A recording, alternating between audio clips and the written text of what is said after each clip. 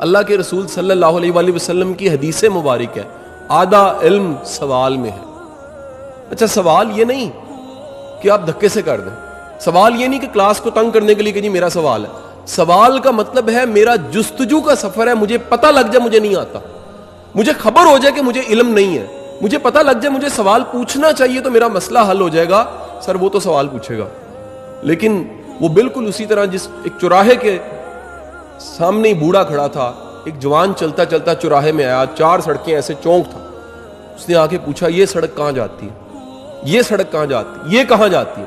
بوڑھے نے کہا تم نے جانا کہاں پر ہے؟ کہتا میں ویسے ہی پوچھ رہا ہوں۔ اس نے کہا پھر جس مرضی سڑک پہ چلو کوئی فرق نہیں پڑتا، اگر آپ نے کہیں پہنچنا ہے پھر تو سوال میں آدھا علم چھپا ہوا ہے، لیکن کہیں جانا ہی نہیں ہے تو سر یہ سلائیڈیں، یہ لیکچر، یہ ساری چیزیں آپ کو مل جائیں گی، یہ فری بھی یوٹیوب پہ پڑی ہیں، میں آپ کو واضح کر دوں۔